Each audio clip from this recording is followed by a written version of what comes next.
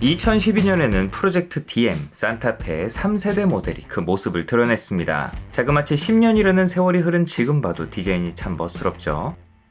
유려한 곡선이 주로 이뤘던 선대 모델과 달리 팽팽한 근육질 차체, 강인한 선과 날카로운 엣지가 강조된 디자인으로 인상이 훨씬 터프해진 것이 특징이었습니다. 앞서 출시된 5세대 그랜저와 마찬가지로 그랜드 글라이드, 위대한 활공을 테마로 했다는데 그랜저 HG가 독수리였다면 이쪽은 시조새를 모티브로 한 듯 저는 왠지 티라노사우루스 같은 육식 공룡이 떠오르더라고요.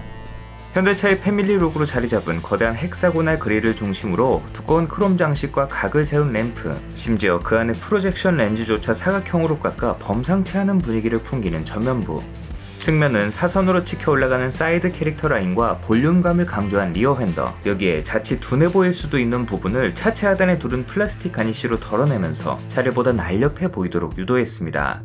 날카롭게 솟구치는 벨트 라인은 3열 승객의 개방감을 앗아갔지만 스포티한 외관을 완성시키는 디테일로 기능했죠.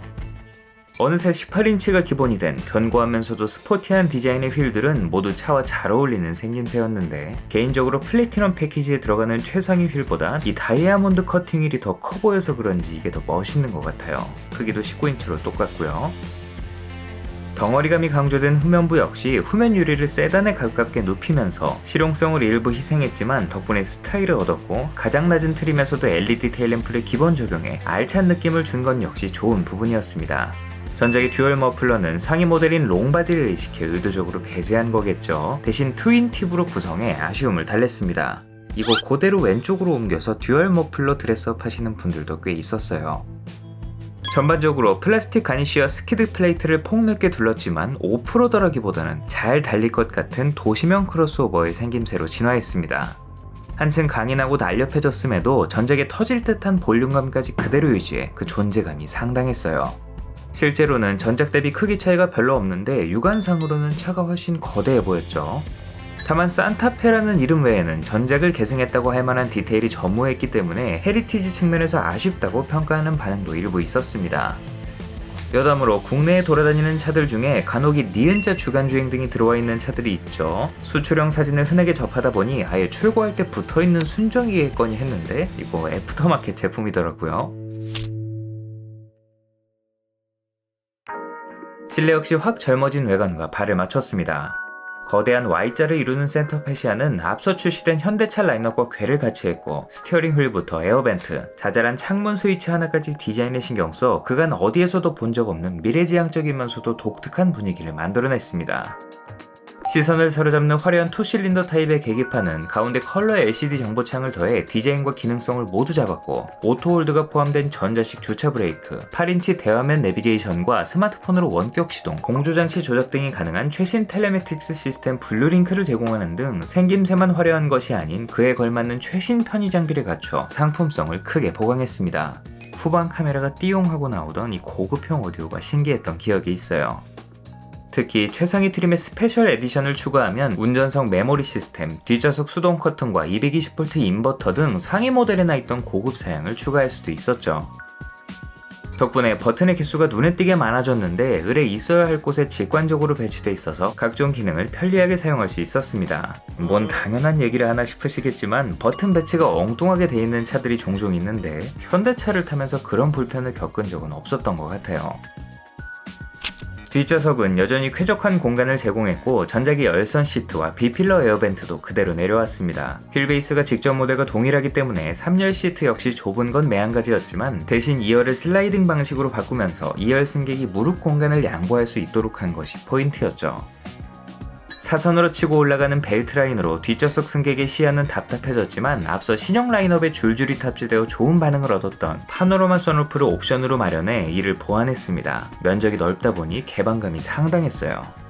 트렁크도 경사진 D필러로 약간의 손해를 봤는데 여전히 차급에 기대하는 적재 공간만큼은 충분히 제공했죠.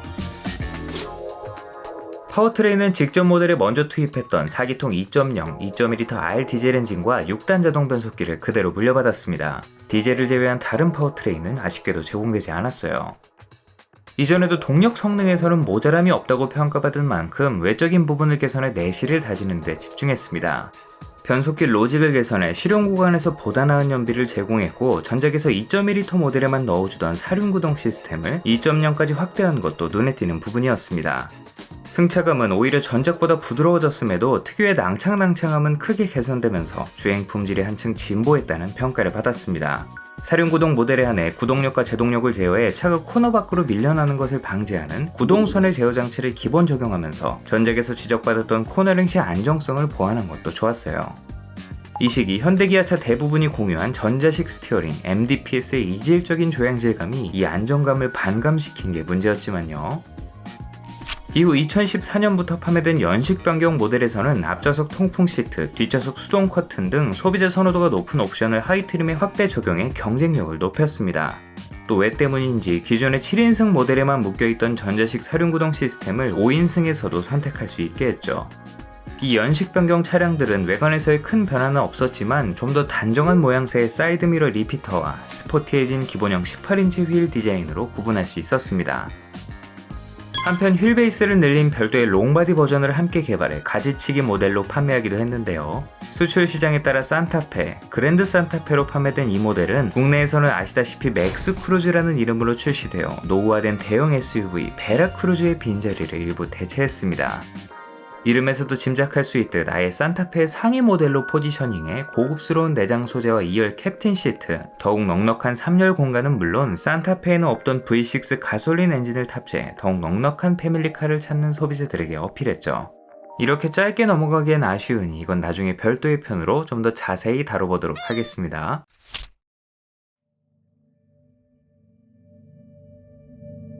2015년 하반기에는 내외관 디테일을 수정하고 최신 편의 장비를 반영해 상품성을 높인 산타페 더 프라임이 출시됐습니다. 호평받는 디자인을 굳이 뜯어고칠 필요는 없죠. 이전 세대 더 스타일과 마찬가지로 DM 역시 디자인에 대한 아쉬움은 전혀 없었기 때문에 소소하게 화장만 고치는 수준으로 변경이 이루어졌습니다. 전면부는 부담스러웠던 그릴의 가로 줄무늬를 얄쌍하게 처리했고 날렵함을 강조했던 범퍼는 디귿자로 꺾은 크롬 장식과 함께 좌우로 한껏 벌려 안정감을 더했습니다. 일렬로 빛나는 LED 주간 주행 등도 새롭게 추가된 구성이죠.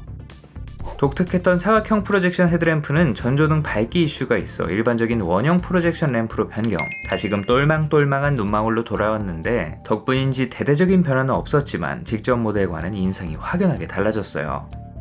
측면과 후면 역시 휠과 범퍼의 디자인, 리어램프의 내부 그래픽을 수정해 세련미를 더하는 데 그쳤습니다. 나중에는 듀얼 트윈 머플러 팁을 옵션으로 추가하는 등 전작이 2% 부족했던 부분까지 말끔하게 채워지면서 오히려 후속인 TM보다 낫다고 평하시는 분들도 많아요. 여전히 화려함을 뽐내는 실내는 각종 편의 사양을 최신화하고 소재를 업그레이드했습니다. 새로운 색상의 가죽 시트와 나중에는 천장을 스웨이드로 감싸는 등 감성 품질을 높였죠.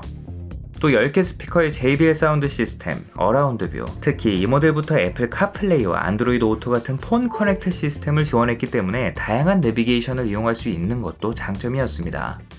이 밖에 전동 트렁크가 도입됐고 국산 SUV로는 최초로 차간거리 조절이 가능한 스마트 크루즈 컨트롤 시스템과 자동 긴급제동, 후측방 경고 같은 최신 주행 편의 및 안전 사양을 보강한 것도 빼놓을 수 없는 포인트였습니다. 현대차의 자체 튜닝 브랜드인 TX 패키지를 더해 내외관 구성은 물론 서스펜션 세팅과 브레이크 성능까지 보강할 수 있었죠. 파워트레인은 기존의 구성을 그대로 유지했지만 날이 갈수록 엄격해지는 환경 규제에 대응하기 위해 개량을 거듭했고 출력도 미약하게 남아 상승했습니다. 연료를 추가 분사해 질소산화물을 정화하는 LNT 방식을 사용, 유로6 배출가스 기준을 충족시켰고 덕분에 번거롭게 요소수를 넣을 일은 없지만 연소되지 않은 연료가 엔진 오일에 섞여 들어가 주기적으로 오일이 증가하는 구조적인 문제가 있죠. 이는 수입차를 포함한 동일한 LNT 방식을 사용하는 차라면 구조상 필연적으로 발생하는 문제이기 때문에 엔진오일 관리에 더욱 유의가 필요합니다. 특히 가혹한 환경인 시내 주행의 빈도가 높다면 이거 더욱 신경 쓰셔야 돼요.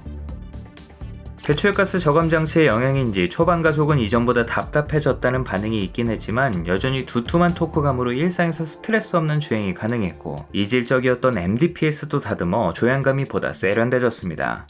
뿐만 아니라 흡차음재를 보강해 직전 모델 대비 정숙성이 크게 개선됐다는 평가도 받았죠. 2016년 하반기 진행된 연식 변경에서는 국내 누적 판매 100만 대를 기념한 스페셜 트림 1밀리언 에디션이 추가됐습니다. LF 소나타의 와일드 버건디 에디션처럼 한정 판매까지는 아니었지만 기념 모델답게 듀얼 머플러, 전용 그릴, 패들 시프트와 무광 우드 그레인 같은 전용 사양으로 내관을 꾸며 소비자들에게 좋은 반응을 얻었습니다. 이후 2017년에는 드디어 가솔린 파워트레인이 도입됐는데요. 수출형이 올라가던 2.0L 세타2 직분사 터보 가솔린 엔진에 6단 자동 변속기가 맞물린 사양으로 사륜 구동까지 선택할 수 있었습니다. 차량 가격도 주력인 2.0L 디젤 기본형 대비 100만원가량 저렴해 메리트가 있었고, 디젤 엔진 못지않은 호쾌한 가속감에 가솔린 엔진 특유의 정숙성과 나긋한 주행질감까지 여러모로 환영할 만한 구성이었습니다만, 불과 이때까지만 해도 SUV만큼은 여전히 디젤이 강세였고 모든 장점을 상쇄하는 나쁜 연비에 등을 돌리는 소비자들이 많았기 때문에 저조한 판매량을 기록했습니다. 3세대 산타페는 YF 소나타에서 이어지는 그간의 국산차는 물론이고 글로벌 기준으로도 놀랄만한 파격적인 스타일이 돋보이는 모델이었습니다. 후발주자로서 주행 품질 부분에서는 아직 미흡한 부분이 있었지만 새로운 모델을 선보일수록 완성도를 끌어올리며 미래를 기대하게 만들었죠. 현대차의 장기인 넉넉한 실내와 편의 장비, 멋들어진 디자인까지 패밀리카로 어느 하나 빠지는 곳이 없다 보니 젊은 가장들, 특히 군 간부들의 필수 아이템으로 소개되기도 했습니다. 야금야금 올라 어느새 그랜저와 맞먹는 가격표를 달았음에도 글로벌 누적 판매량 174만 대가 팔려 역대 산타페 중 가장 성공적인 판매량을 기록했습니다. 국내에서도 직전 모델 못지않은 엄청난 인기를 구가하며 소렌토 아렉에 빼앗겼던 중형 SUV 1위 자리를 손쉽게 탈환했는데, 물론 기아차도 가만히 있진 않았기 때문에 더 프라임 출시 이후에는 사정이 좀 달라졌지만요. 다만 품질 문제로부터 자유롭진 못했죠.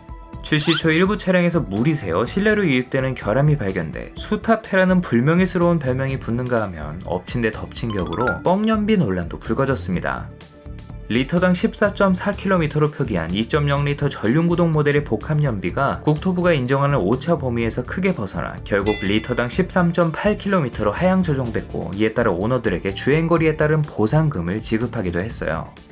이후 이렇다 할 큰 이슈는 없었지만 출시 초부터 홍역을 앓고 시작하다 보니 소비자들에게 산타페에 대한 부정적인 인식이 자리 잡았고, 역대급 후속이었던 3세대 소렌토에게 중형 SUV 1위 자리를 빼앗긴 뒤 되찾지 못했습니다.